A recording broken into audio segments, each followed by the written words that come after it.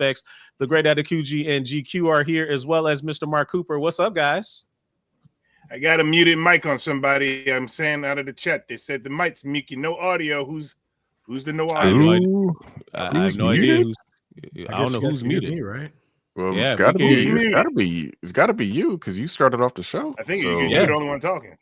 Exactly. Yeah. Oh, we can hear you now. They just said. Yeah, I can. we can hear everybody. Yep, you got to reverse time and do your intro again. Man, I'm not doing all that. Oh, it was Kenshiro. Like, yeah, I'm not doing all that all over again. Right. Everybody can be heard. Anyway, I guess I'll rewind it back. Mark Cooper is here. He's going to be talking about his Kickstarter project, The Orange Years. It's a tribute to Nickelodeon and stuff. What? No. Orange Years is somebody else. Orange Years is a sorry. documentary. I'm thinking the documentary that we interviewed the direct.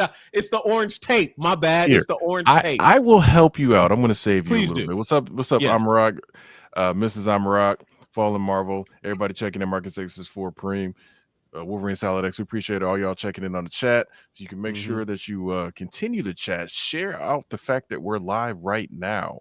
Let your friends know. Tell everybody that you know. Call your mom, call your sister, call your brother, friends, call everybody. Call everybody. Indeed. So, Mark, it's been a minute, man. What you been up to? I've been working around the clock, man. It's definitely a blessing to keep moving one day at a time, and it's just a lot of exciting things from one to another. So I've just been, just hanging in there. It's like we could just say I've been looking for Zordon the whole time. You know what I mean? It's probably the best way I can explain that. If you guys didn't know that my man is like a huge Power Ranger fan, like huge. Okay. Yeah, he was aghast earlier in the show and pre-show because he dropped his Metal Morpher on the ground and he was like, "Oh, yeah, we can't." It's okay, guys. It's okay. It's all right. We can't have that big damage though. Right, that's what counts. That's what counts. Right. That's right. Wasn't Zordon like an old bald dude laying out in a bed, like actually, like kind of like behind the curtain? Like, so in really, the movie, he was in a a cryogenic chamber, and it just showed his big face, and he's like, Rangers, I get exactly. Beautiful, right? Which is weird because if you read the comic books, it's really the essence of his soul is in that chamber. It's not his body at all. Like he's been separated from his body. Yeah, technically yes. His body is I got you. Yeah, I got you. Yeah. Oh yeah, I'm sorry, God Jordan. Yeah. God Jordan also in the chat. We didn't forget about you. We did not. I mean, yeah, we did not. So yeah, man. Tell us a little bit about I heard that guy only got paid once for that too, though. Really? What? The guy that played Zordon, they paid him one time and just kept using his face over and over again. Crazy. Whoa, that's crazy. Yeah. Hold on. So his agent didn't even get him like any royalties written in. It was just like, well, oh no, it wasn't even about that. It was just how it was actually set up. Like even the Rangers only got paid $600 an episode from when Walter Jones was talking about. Wow. That's a whole nother discussion. That's a whole nother can of worms. And funny enough, a random Easter egg. I actually got the voice of Zordon on one of my albums for Test Drive. So I got David Filden to drop his voice on there. So when I gave him the vinyl last year, he was excited. So it was pretty cool. That's cool. That's dope. Yeah, I'm glad to hear that's okay. Oh yeah. So tell us a little bit about this new project of yours, the Orange Tape. The Orange Tape. So just to let you know, it's okay. The reason why I wanted to come out with this project is I've always been a Nickelodeon fan since I was a kid. And this year it's actually his 45th birthday. And they've been doing this since 1979. And this is where a company that wanted to guide something dedicated to kids, for kids, by kids. So by having that aspect, it's things that we grew up with, like, can't do that on television, to Double Dare, to Rugrats, Doug. It was like a whole nother world of things that we were able to do. And what I wanted to do is, people who are either my age, maybe a little bit older, or even, a little younger, to be able to have a tribute album that basically put everything that 45 years of Nickelodeon has gave us, and then put it in a musical sense of me saying thank you and happy birthday to them. And that was the real reason why I wanted to do this kind of thing. Now this launched on March 1st, right? Yep. And then we have about 30 days left. So I believe I let it go a little bit earlier. So I think it's by the 28th of March. And yes, Pinwheel is on there. The Silver Ball era is on there. Because what people forgot, well, not forgot, what they didn't know is that before all the orange Nickelodeon stuff, it used to be a pinball that used to advertise on Nickelodeon stuff. And that was before like they picked up, you can't do that on television, which is where the origination of slime came from. So it's like, I'm going through all of those, like from pinball to all the different live shows. Like, if you remember, you can't do that on television. That was like the kids' version of Saturday Night Live before all the other stuff started to follow in, Yeah. Yeah, so what I remember a lot already. Nickelodeon. So what do we have? Like give me ideas, like some of the tracks that you remixed, like with absolutely. Like which ones? So I got quite a few actually. I've touched things from Are You Afraid of the Dark to Clarissa Explains It All. We got some Nick nice stuff in there. I did touch the game show stuff, so I got a Legend of Hidden Temple, Double Dare. I redid Nick Arcade, and I released that for Phil Moore's holiday show when he did in Ohio back in I think December of 22. Nice. Got those. Land of the Lost. I mean, there's quite a bit of different things. Okay. And what I didn't want to do is that aesthetic, like, oh, it's a Rugrats song. Oh, it's a Hey Arnold song. And then just do that. And that's a little too easy for me. So what I did is like for Land of the Lost, it's about references from all the shows you forgot. You know what I mean? So like from Alan Strange to the Mystery Files of Shelby Woo to you know what I'm saying? Like Alex Mack. Got some Alex Mack in there. Alex Mack, My Brother and Me. Yeah. Oh, deep cut right there. My Brother and Me. There we go. Was it Kablooey? Is that Nickelodeon Kablooey? Yep. That was it. Eureka's Castle, Wienerville. I'm telling you, Wienerville. We're going through it all. So I remember Wienerville. That song gets the opening thing, so it gets stuck in my head. Yeah, and every once in a while. Yeah, Guy, it was a show from Canada, and Nickelodeon picked it up. So when they picked up that, because when you watch the Orange Year documentary, they go through the whole thing. So they picked them up because all the other broadcast stations like, look, you guys are little people compared to us. So they never were able to pick up those bigger shows. So once they got that, that's what really got the ball rolling for them. Nice. Okay. Yeah, that was always a show that I did enjoy. Was you can't do that on television, and just some of the different things that they had, because it was just like, as a youngster back then, it was like most TV wasn't speaking to us at all. It was just way over here or like super duper lowbrow, and you weren't supposed to be watching that as a kid anyway. So it was just like, well, I got cartoons on Saturday and after school. So Nickelodeon came along, and then it was like, oh, this is stuff for me. This is actually pretty cool. So I always appreciated that. Another thing I appreciate, physical copy of the album. I that sells me already, because I'm there's more than that. Yeah. Okay. What do you got for rewards here? So for the rewards, not only you get a physical copy, and behind the scenes, I'm actually giving away a USB orange tape itself that put in like a tape deck kind of thing. It's USB, comes with that physical album, comes with the instrumental part of the album as well. So it comes with that. It comes with behind the scenes stuff of interviews I had with some of the guest people from Nickelodeon, people who are actually involved. They have their own quotes. It's just like an overall big package for that. Like, of course, we have our own official shirts and hoodies and things like that. That's going to be super cool. Of course, I'm going to put it all together as a film. So at the end of everything, you'll get a video of from start to finish of me making the entire project. And then the big box comes with I collaborated with Euphoric Tree Forts, and what they do is they have what's called smell-o-vision candles. So basically, the candle makes it feel where it is. So I got 2 SNCC exclusive type ones. So like one is called Who Loves Orange Soda. Obviously, it smells like orange soda for Nikema and Hale. And there's also movie theater that smells like popcorn and soda.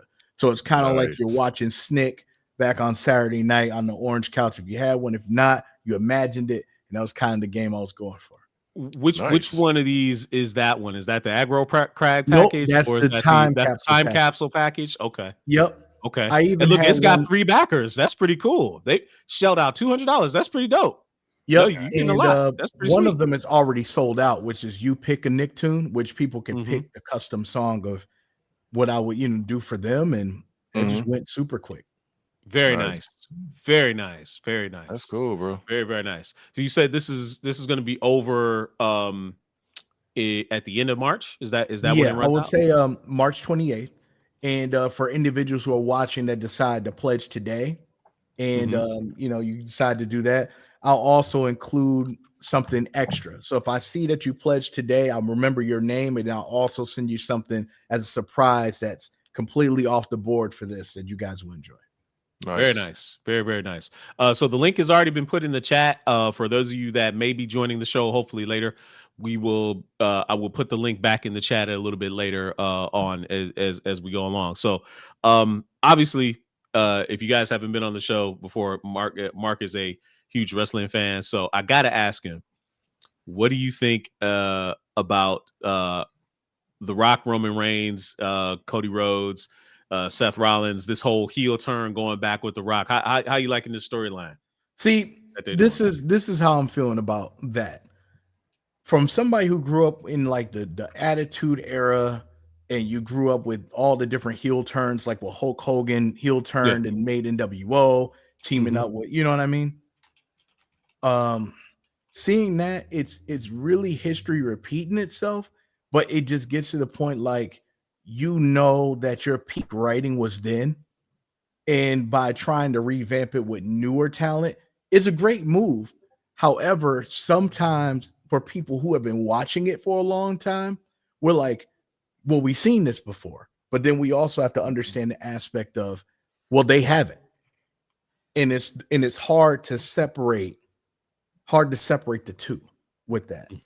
Personally, I know where the direction is going, and they have to do something, because after that terrible scandal that's happening right now, something's got to give. You know what I mean? Like you're seeing more advancements, even of people of color in this arena that are like thriving, which is a great thing to see.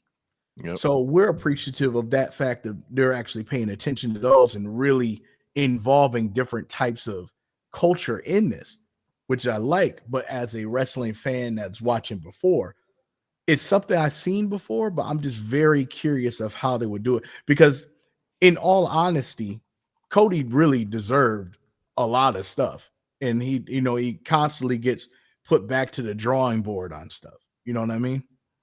So ideally, it just depends on how they spin this, to be honest. I mean, The Rock is really an electrifying type of person for wrestling. So he definitely is the mouthpiece of this whole feud, because Roman Reigns has it, but he's not really like captivating as a vocal person. He's captivating in action, but trying to be the person who's talking, and no, like Seth Rollins got it, but it's just how you feel about the heel turn and how it goes. I'm very curious how it's going to be. Well, did y'all see what they did with it on Saturday on SmackDown, where they had Rock and Roman? They did damn near a half an hour segment with the bloodline, and at the end of it, Roman interrupts The Rock's catchphrase and basically says, "Acknowledge me," like just kind of forces that aspect of it. So it's just like they're moving it in so many different directions, but it's like it's such a good just story that they're telling, because it's like it's very captivating. Because back in the day, nobody would have did that. No matter who was in the ring, Jericho, Taker, whatever. Nobody ever interrupted The Rock. Once he started that, nobody. he was gonna finish it. My man Roman pushed his hand down and stopped the mic. I was like, yep. I was like, oh, okay. So we and then he follows up. He's like, I need you to do something for me. Yeah. Acknowledge me. Acknowledge me. And it was awesome. You could and they had the whole crowd on the edge of their seats. Yes. That's what makes it so powerful, because it's like, all these, all the fans or Cody should have. Well, okay, whatever, and that's fine. It's all entertainment. At the end of the day, Rock is still that guy that when he puts the mic up, you got some boos or whatever, but the people still listening. Yep. Every time. It's like Dominic can't even get a word out when he's when he try to get out there. Dominic Mysterio he got all the heat in the world, but it's like Rock, even though some people are mad, some people, again, like you said, us old heads that already been through it, we know what the whole, the stick is, so to speak. But it's like, everybody in that arena is still on the edge of their seats trying to see what's going to happen next. And that's, for me personally, as a wrestling fan, more from the Attitude Era, more from the the older parts, older generation of wrestling. I haven't seen that in a long time of just palm of their hand entertainment. Yes. In this back to that level. Yes. It's really exciting. Very exciting. Very, very exciting.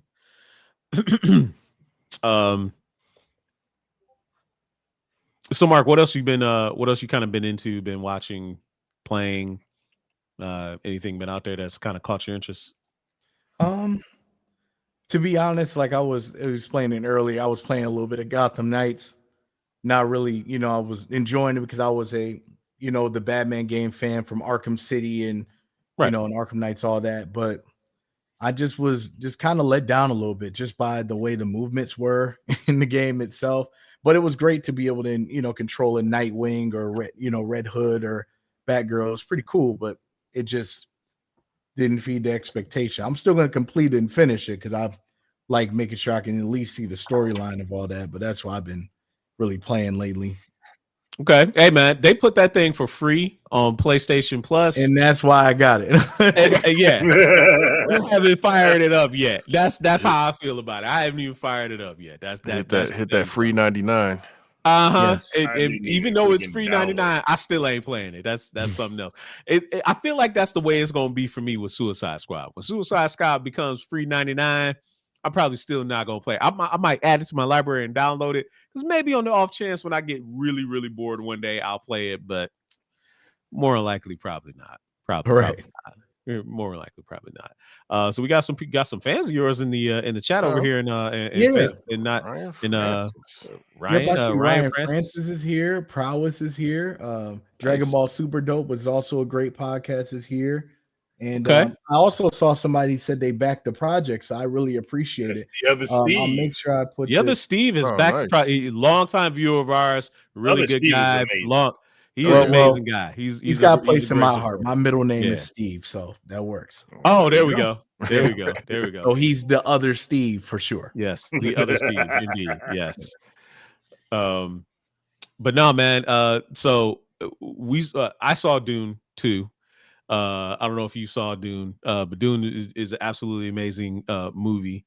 But Teven just thought, what? So wait, hold up. So Prowess says, I got his info. Mark and I messaged his Twitch to you. I don't know what that is in. Oh no. They were saying for other Steve because I gave a surprise perk for someone who backed during the podcast. Oh, gotcha. Okay. Dune was really good. They need to pay Kenshiro some money because he's been singing the praises of Dune 2 lately. Dune 2, it's a good movie. It's a really good movie, man. Really good. Like I know. Look, Dido and I are like probably maybe the only ones in our group that are like sci-fi fans. Like some people will watch sci-fi if it's like popular, but we'll watch sci-fi just because it's sci-fi, right? Dune is one of those properties, right? Dune is one of those properties where, like, especially back in the 84 Dune, boring as hell. We were kids, obviously, but it just wasn't. Look, it didn't hit like Star Wars. It didn't hit like Star Trek. It was just it was that other sci-fi thing. It was boring as hell. This Denis Villeneuve's Dune stuff is really good, really, really good. Well, you're saying I would have to say, I agree with the first statement that when we were kids trying to watch Dune, because I tried. My dad is a huge sci-fi. He's a sci-fi, fiction writer. He it's always been in sci-fi. And one of the reasons why I'm into everything that I'm into is because of my dad allowed it. He he didn't shun the sci-fi and the anime. But I remember trying to watch Dune with him, and I'm like, man, what the hell is going on? And plus the scene with the Baron and him ripping the blood out and the heart thing out of what you call it, and he's floating around and the shit's dripping on him. That shit gave me nightmares. But when I watch it as an adult, it's different. Like I watch it as an adult, and I get the heck what's this going on, and I liked it more today than I did back then. I do as well like the new Dune a lot better because like it is a lot longer. They try to fit more stuff in there. The visuals of it is amazing. They did a great job with the acting and everything. So yeah, it is definitely good. One thing that if I was in charge, I would not make movies out of it. I wouldn't do a miniseries. People and the normies, and I call some people normies because they only happen to stuff that is super popular. Game of Thrones. Game of Thrones is a book that's been around for a very long time. Most people never heard about it until the TV show came out, and a lot of people who we call normies watched it. Dune needs a Game of Thrones-ified TV show because there's so much lore. Agreed. The movies do not justify it. Yes, they literally don't. To get the warring houses, there were warring houses before the friggin' the Lannisters and the Bannisters and the whatever the heck they were all doing it. You had the Lannisters, Targaryens, the Starks. Yes, whatever. I get you. Whatever. I get you. They had those what you call it. Now, literally, it needs to have been a TV show done like how the movie is with like the great acting, the great special effects, and all that stuff, but able to actually do all of it. They're never going to do all of Dune. Never gonna happen. Yeah. I mean, how many books are there in the series? Stuff that How many books? They did a mini-series back in the year 2000. No. I'm saying how many books? How many books are in the series? There's 6 asterisk, meaning there's more than 6 because I think Frank Herbert did 6. And I think his son finished up other stuff. They're talking. I heard something about 12 or something like that. There's a lot, dude. There's a lot, and there's a lot of lore that they could put in there. And these movies, they do it because, like I said, Dune 2 did not put everything in there. They changed up stuff for whatever dumb reason. There was a character that was supposed to show up that did not show up at all, and I wonder what's going to happen there because this character in later books, becomes a big time character. Certain characters are supposed to have a Luke and a Leia, if you get what I'm saying. There's because a lot of people also are trying to say that Star Wars ripped off a lot from Dune, which they probably took. Well, Dune came first. Dune predated a lot it was of 1965. But you can't really say he ripped off Dune because he took a lot of stuff and made it his own. So we're not even. That's a lot from a lot. Yeah, a lot from a lot. Yeah. Right. That's I mean, everybody. Everybody imitates everybody else. Like it happens all the time. There are no real, true, original stories anymore. That ship has sailed. There's different flavors of a concept that has already been done before. It's a new spin on it. But speaking of Game of Thrones, right? So another show that I know you guys, some of you guys maybe not have checked, but Mark, I'm gonna ask you, have you watched Shogun yet? Have you watched Shogun, Mark? I'm gonna take that. I'm trying to think. So Shogun is on FX. It's a completely Japanese show based on a series of novels. The Other Seas says there's 23 Dune books altogether. Wow. There you go. That's crazy. There you go. That's crazy. Ain't no way. They're not getting through all that. That's crazy. No, that's what I'm saying. It should have been a Game of Thrones style TV show. Books. Oh man, that's crazy. That is 100% crazy. But no, Shogun is a brand new show on FX, starring Hiroyuki Sanada. It's completely Japanese. Like Hiroyuki Sanada, his condition for even being part of Dune is that they needed to cast Japanese people in Japanese roles. He wanted to be majority Japanese. He wanted to, Japanese to be spoken on screen with subtitles and stuff like that, and that to be the majority of what's being spoken on screen, right? Yeah, authentic Japanese. They're calling it like Game of Thrones Japan style. That's kind of what is being presented wise, and the mature content in it lends credence to that comparison. But obviously, you know how Black people do. When we like something, we want to see ourselves represented in it. So every time. Every time. So I saw someone on Facebook the other day said, I guarantee you that when they do season 2 or season 3 of Shogun, Yasuke is going to be in this thing. And I was like, wait a minute, bro. Wait a minute, bro. First of all, Shogun is a limited series. There is no more. Once this is over, it's over. It's over. There is no season 2 or season 3. That makes me even more intrigued. Yes, there is no season 2 or season 3. Never mind the fact that Yasuke, as a historical figure, predates the time of Shogun. He's already dead by now. So they're not going to put him in just to and never mind the fact we did say this is authentically Japanese. Why is it that Black people love thinking that we're supposed to be placated to and they're supposed to be like, oh, you need to insert some representation for Black people? No, man, it doesn't work that way. It doesn't work that way. They want the Shogun of Harlem. Yes, they want shown up. Yes. Yep. This would be a perfect play. That might be a new shirt coming. Yes. Right. I saw what the comedian's name is, Dion something. He was on Dion Cole. Yeah, he was on TikTok the other day doing a live and shit, and I was just like, show enough. I don't think you saw it though, but because I think he did a cosplay, a Halloween thing, and he was showing up. Yes, and he was perfect. He was perfect. It was a perfect representation of Shogun. It was great. Remake that or something. And if they remake it, you don't have to remake it in today's age.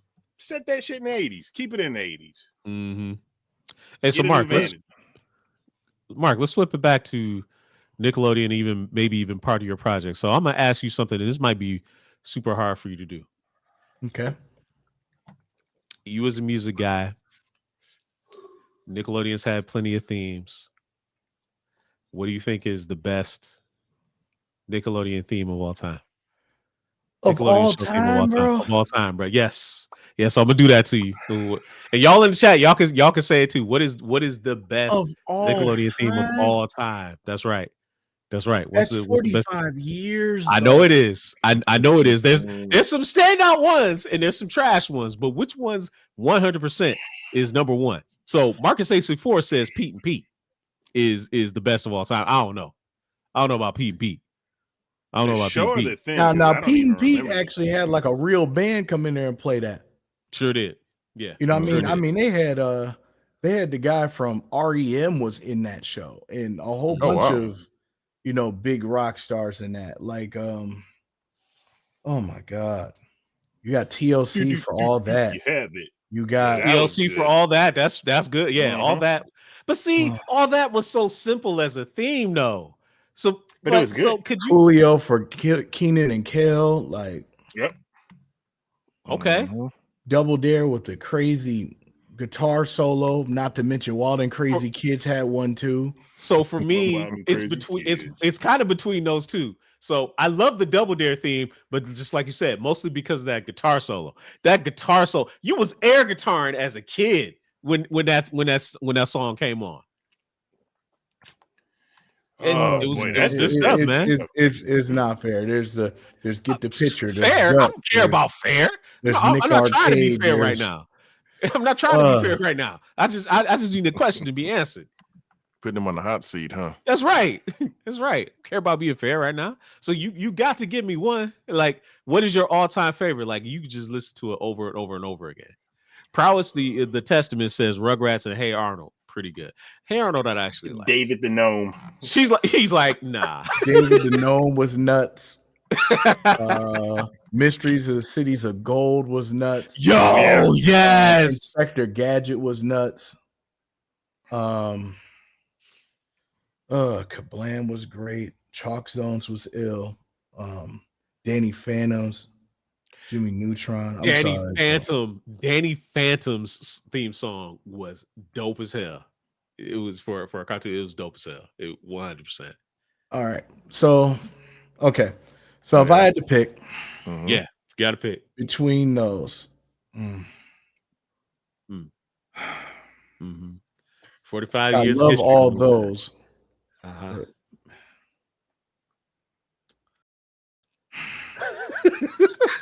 This man is in torture right now. I love it. This is tough. This is I love it. Let me see if there's one I always remembered all the time.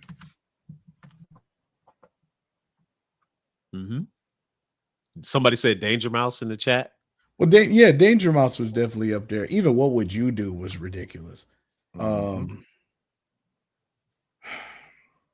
Okay, I'm gonna go with Hey Arnold, man. Hey Arnold. The second one where they had the full jazz. No, the second one where they had the full jazz when Jim Lang went nuts. But we had to go intro wise. It's definitely that for Hey instrumental. Arnold. Okay, instrumental. All right. I'm with it. It's pretty good. I like it. Mine was a kind of a tie, and they were funny enough. Both cop shows, basically, was Inspector Gadget and Danger Mouse. I like both of those equally. Not even just from the show's aspect, just their theme songs were just hype. It was just like, okay, I like this. I really like this. Danger Mouse was that whole riff on the James Bond, kind of opening sequence thing. And Inspector Gadget, that beat was hard.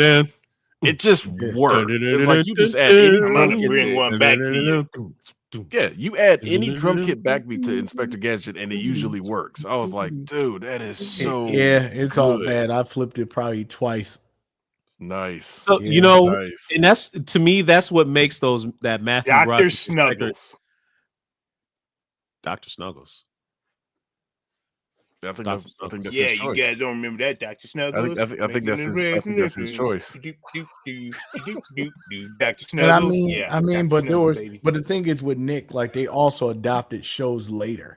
But I was trying to make sure not to do that. That's the show that was adopted. The Beetlejuice cartoon was cold. The when they got Alvin and the Chipmunks later, when they got Garfield and Friends later, when they got Tiny Toon Adventures later. You know what I'm saying? Yeah, it's so kind of hard to make sure I didn't. It's hard for me to count those as shows, but okay, Inspector Gadget, 100%. Like GQ said, the beat was just crazy good. Crazy good beat. Have you ever heard Inspector Gadget's Field Trip? There was a spinoff from that, so it was Inspector Gadget, but all he would do is travel to all the different countries. And that intro was nuts.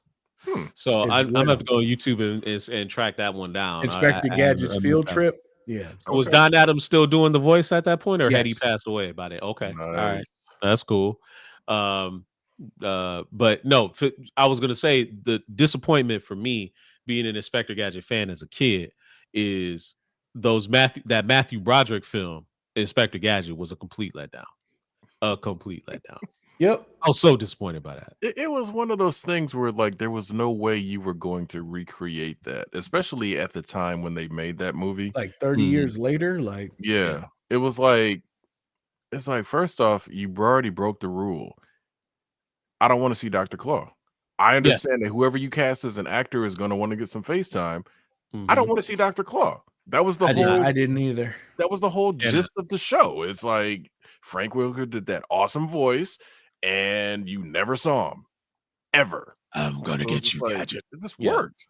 Yes. Hey, Fallen Marvel's got a good point. It does remind them of the show by Slick Rick. Okay. Royal Honey is over there on Kick. One of our first new Kick commenters is like, bro, y'all can't be serious. Like, we can't be serious about what? What are you talking about? You got to give us a little more context in that comment. Need to rest. Yes. Unless he might be talking about the Dr. Snuggles comment. It's possible. Hopefully, maybe because that one came right out. No, that came right out of left field. Not to mention like Muppet Babies as well. Okay, so Muppet Babies is in a class on its own. Still be a yes, co-op it is. one. Okay, yes. You see how difficult it is because when you listen through all of it, you're just like, But Muppet Babies hit hard. It did. It just worked. And the entire show was actually really cool too. All the movie clips that they would show and stuff. I was always impressed by that as a kid. So I was always impressed by some of those cartoon shorts they used to do. on Nickelodeon. You remember those things? The different shorts.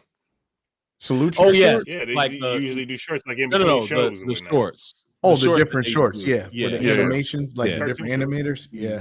Yeah, the animations, and it's this one I just remember about the frog. I gotta look that one.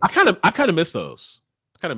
And how they hired a quartet, a black quartet, to do all the nick stuff. Yep. Oh yeah. Yes. That was freaking Nickelodeon. Yeah, all the various that was bumpers awesome and different stuff that they had was just so good, man.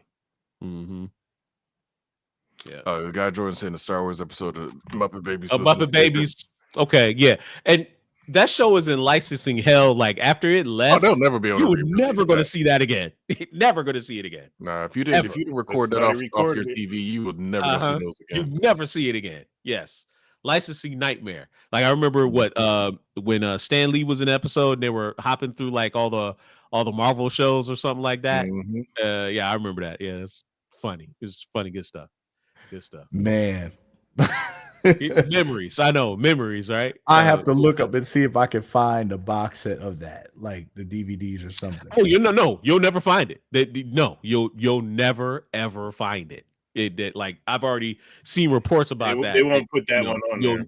You'll never find it. Even though they could now, because Disney owns all of it now.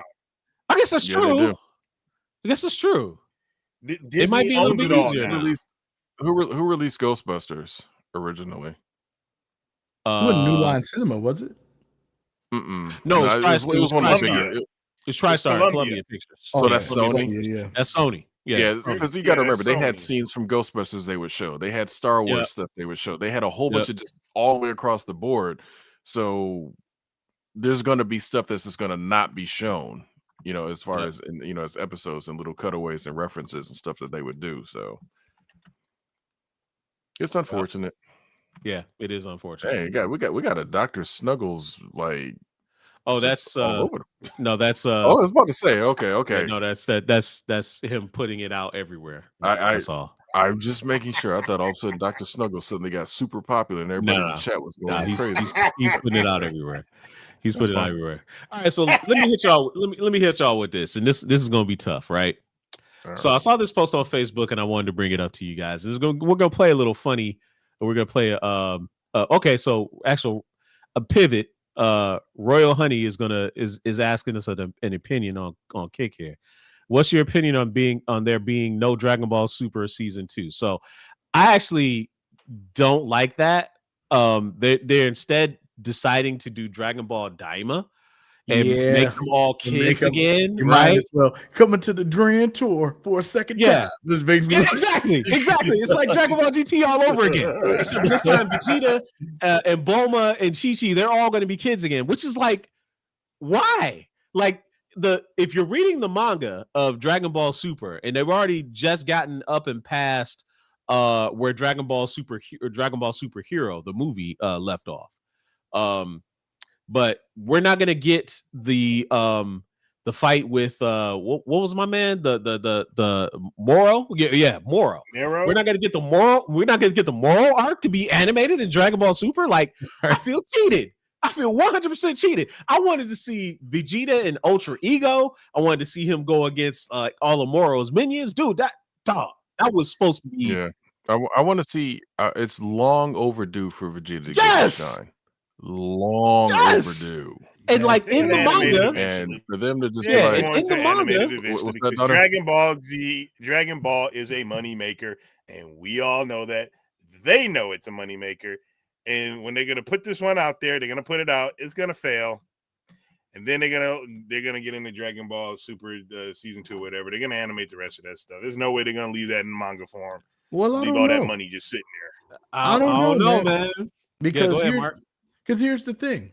What name a couple shows that have been successful turning them into kids? Teen Titans Go. You mean anime? Yeah, okay. I used to saying shows in general, I think. Just saying shows, cartoons. Muppet Babies, we already mentioned that. Right, but what I'm saying, Baby Looney Tunes, all that stuff. So what it is in a marketing sense is, keep in mind, they already know Dragon Ball fans are going to watch this, whether they like it or hate it. So we can already establish that. they're going to at least invest in a couple episodes or whatever, just so they might be able to get some hidden Easter egg backstories that's from Super or Dragon Ball Z and all that, right? No, man, So, just get no. It's bad. It's now I agree. I would definitely like to get Super for season 2. Of course, I want to see all of that. I do not want to see GT thing again. But what I'm saying is they're trying to find their way to revamp new kids to adapt in Dragon Ball and put that together and then have that set up for the season 2 part. So they're trying to grab the young kids to be involved in this and then going from there. They did it with Naruto. They did it with all types of stuff.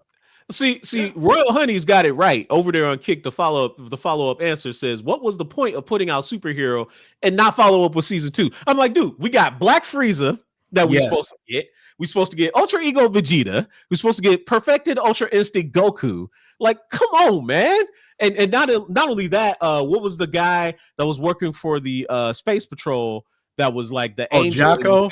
Yeah, Jocko. Like, my man, Jocko. Not Jocko, but the other guy. There was the other guy that was essentially like an angel or something like that. Oh, and he was like even more. He was like not like the as powerful as the other one. No, not the Xenoverse guy, but dog. And Broly was supposed to be in season 2 as well. Like, no, I understand, but I think Mark is right though. I think he's right in saying that it's like, look, you already know you're going to have that built-in fan base that as soon as you announce season 2, they're gonna show up and watch it, no matter what you put out in between or whatever. So this might be somebody's passion project to do GT right, possibly. Who knows? Okay, so selfishly, I don't need them to do GT. No, I don't need it either. I don't need it. But what I'm going to tell you is that is the appeal that they're going to now, because for what I've been seeing in other stuff is that, there's a lot of animes that are coming out, from Chainsaw Man to Jujutsu Kaisen, Demon Slayer, like all, Solo Leveling, and they're like really mature, darker animes. And for them to combat that, think about it, like Dragon Ball Z isn't that 100% that dark compared to the stuff that's coming out now, right? Right. So obviously the people who are, our age or older, and teenagers are watching all these, newer animes that are very gory and bloody and things like that. Dragon Ball Z has always been on Funimation, Cartoon Network stuff. So they already been in that family demographic anyway. So because of that, coming out with a little version, there'll be kids will love it. People who like kawaii stuff and adorable things will buy it. They'll buy all the merch, all that stuff. Then they get all that lump sum of money in. And the next thing they'll be like, oh, here's Dragon Ball Super now. Like, what? And then people dive into it. So it's like it's back and forth. Yeah, so they're trying to do what Naruto was trying to do with the spinoff with Rock Lee, but they're going to do it better because honestly, Naruto is kind of, Dragon Ball, ran so they could sprint. You feel what I'm saying? Yeah. So I got you. But for me, selfishly, right? Because for I know for a large, of our viewing audience, they watch Dragon Ball dubbed. They grew up on Dragon Ball dubbed. I did not. I grew up on Dragon Ball sub. So for me, the Goku's Not voice only actor, fan subs.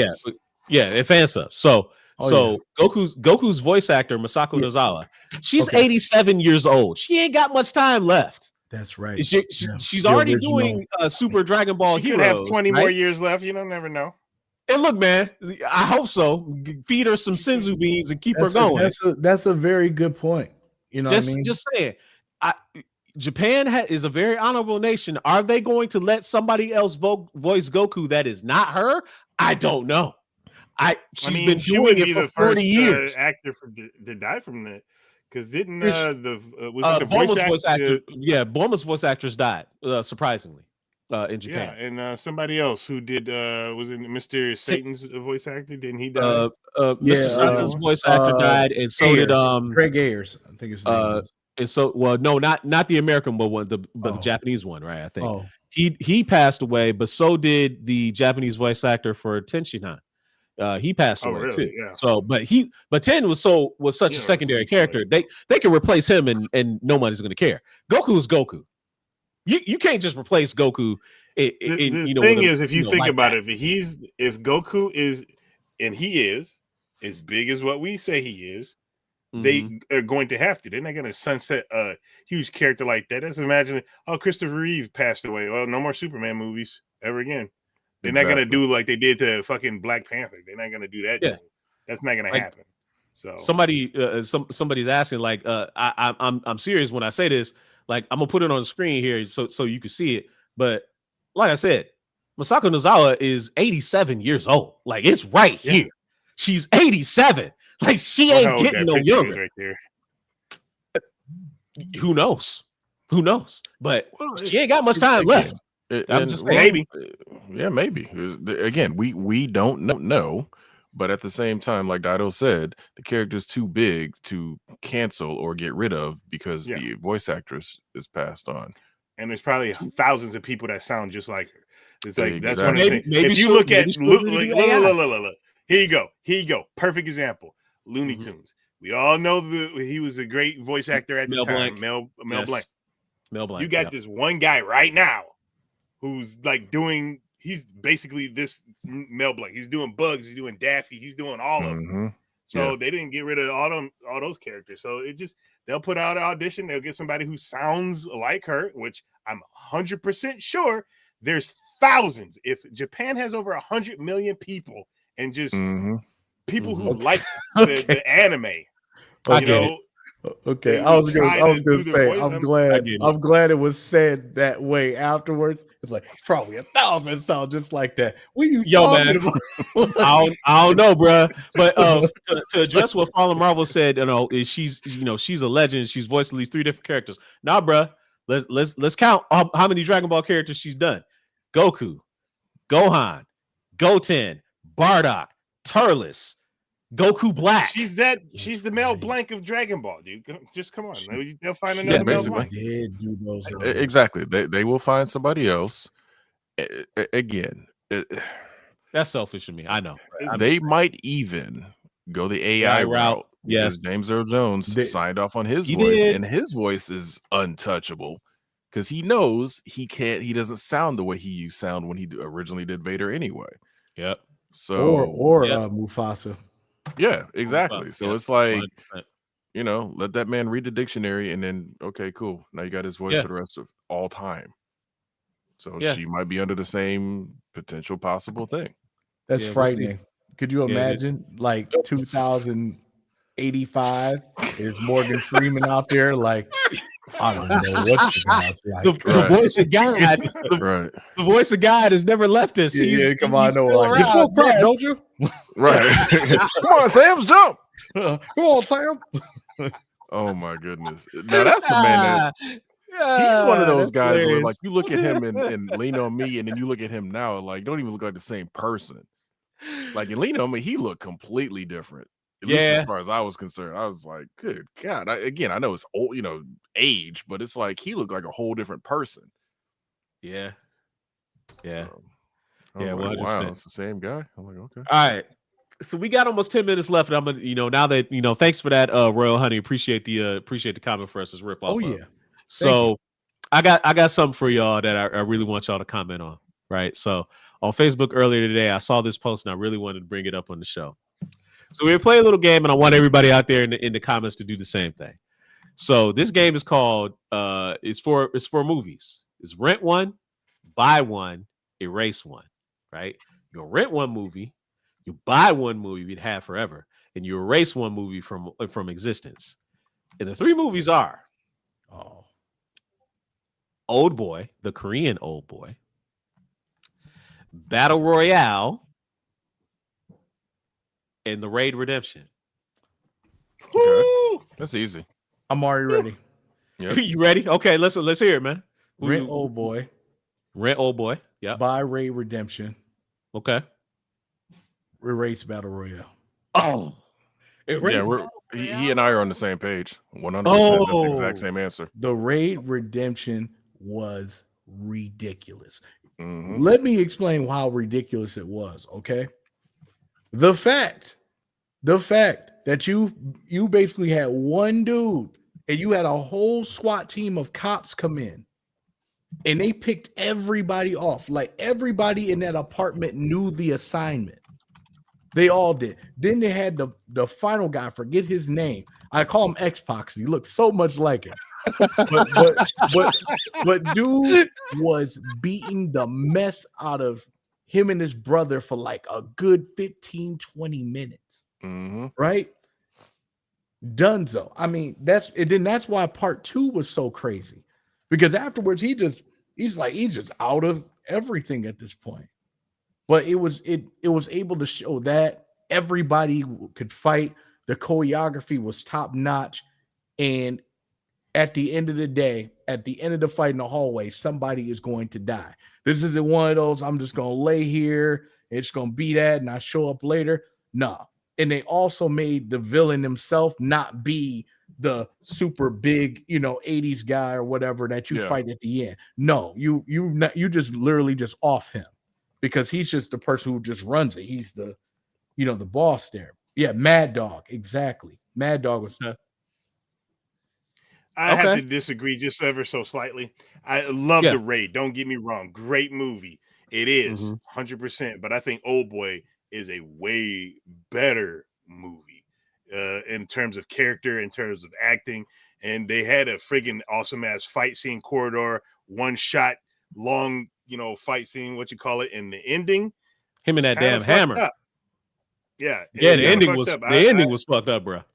I definitely would buy Old Boy and rent, Redemption, because I love Redemption. I can watch Redemption over and over again. I'll just consistently keep renting it because they couldn't say you have to rent it once. You can just rent it over and over and over and over again. And Old Boy, I would stick that in my collection. In fact, I don't know why I don't have it. I should have it, but I stopped buying movies when streaming started getting popular, mainly because a lot of movies I will only watch once because it's like I don't need to buy it because I'm not gonna want to. Oh, I don't want to watch this again. I'm like, okay, I can go 10 years without having to watch it. But Old Boy is something that could be put in yearly, and also The Raid is something that you should watch yearly. So. Yeah. That's just my take. So you can get rid of Battle Royale. So come on, y'all. So okay, Battle Royale is good too, but it's not nearly but on the same level. But a race, okay. I mean, I get Unfortunately, you gave that's the choices. I hear you. I hear you. Those are the choices I put out in front, and this is all fun. I'm loving the feedback here, especially from those in the chat. We're all talking about it. Guy Jordan is the only one that says he would rent Battle Royale, buy Raid Redemption, and erase Old Boy. Like Battle Royale as a concept, maybe not as a film, but as a concept, I found incredibly fascinating. You kidnap a bunch of these badass students, you take them to an island, you stick bombs on their necks, and say, "Hey, only one of y'all can survive. You better knock the other one off, or you're all dead."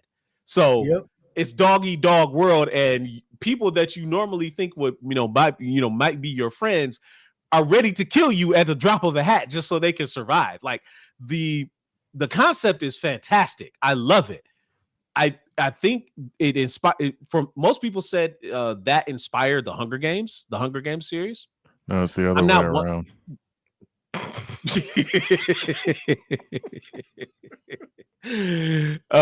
But because of when it came out, but I just don't know. I have a hard time erasing Battle Royale. Now, the Raid Redemption, I'm with Mark and GQ. That's a definite buy. Like you got to have that movie. You got to have that movie. I actually saw that movie in theater, which is crazy. Like when they were doing that, and then when Raid 2, it's just the etiquette of all the different styles put into it. And they don't let it make it like, oh, you win. Okay, now you get to go home. At the end, there's 80 enemies at the door, and they're like, yeah, it's over.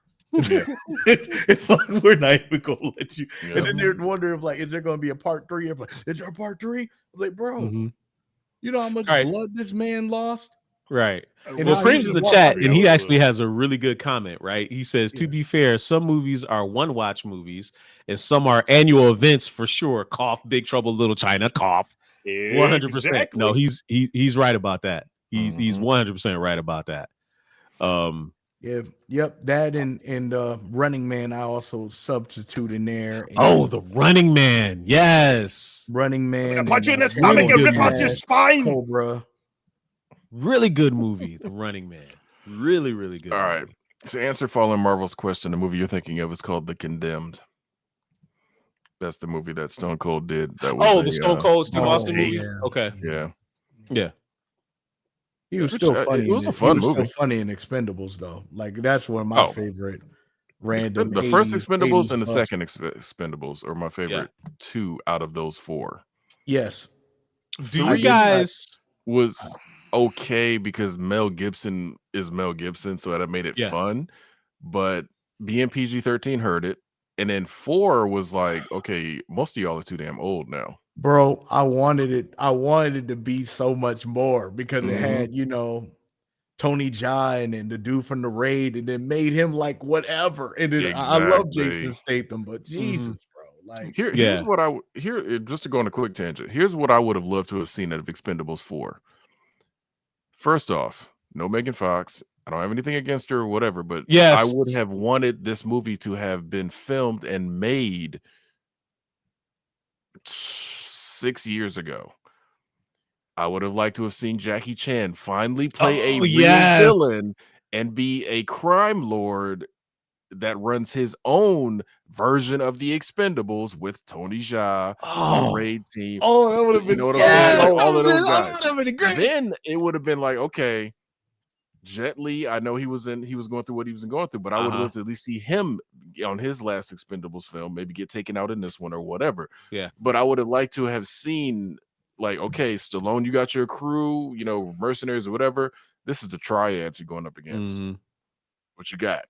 I would have loved to have seen that with Jackie Chan as the leader, because that would have just, for me, that would have said it all. That would have been fantastic. Would that be that would have been? Oh, that would have been great. Kind of like that one movie where you saw Jackie Chan with a gun, and you were like, "What is going on here?" Which movie you talking about? Is not Police Story? Are you? Or are you talking about the Foreigner? It's one of his older ones. They did the Foreigner. Yeah, the Foreigner. That movie. The Foreigner was fantastic, bro. Dude. The Foreigner was ridiculous. That was so good. It was like you see Jackie and you're like, "Where's Jackie?" Because you looking right at him, and those soulless, dark eyes of that character are just like, he's not smiling. He's just killing people. Like, this man is. I'm not used to this. I'm shocked they even done like a Kingpin thing, like bringing Steven Seagal or Kurt Russell or something. Kurt Russell, yes. Steven Seagal, nah. We get. Or him just being a big boss in the chair kind of thing, like some renegade type, like a Dr. Glock type shit. Steven Seagal and Cher are synonymous in a lot of his direct to DVD films. Michael J. White would have been great. Yeah, yes. So Michael J. White absolutely would have been great in Expendables. That would have been hype. That would have been real hype. Real quick before we get out of here, so I'm gonna ask you guys this. He runs like a toddler. He probably does. I forget his running speed. Even when he was young, he ran weird. Yes. I'm like, especially in Under Siege. You're a fighter and a master, but you can't run. Yo, that's hilarious. Remember when he died in Under Siege too? When he just got sucked out by the jet and just flew out like. Well, no, that was a executive decision. That's the movie he died in, because everybody thought he was going to be the hero. Yeah, and he got basically sucked out of the airplane or whatever. So it was that movie, not Under Siege 2. No, Under Siege 2 was his movie. Under Siege movies, he was the star, so you know he wasn't going to die. Because here's what pissed me off about the first Under Siege: he, granted, trained killer, fighter, blah blah blah, was the cook. Going up against all these mercenaries, the only person that got a scratch on him was Tommy Lee Jones. I'm like, dude, at some point, somebody's going to hit you, punch you, kick you. Nope. Oh, you know what? Whole movie didn't. I got an underrated villain that only been used once, and I'm shocked it's only been once. Snyder from the Three Ninjas. Good. Yeah. And how I'm telling you, he's the only person I know that punked Pat Morticia. He was like, oh, is it your hero?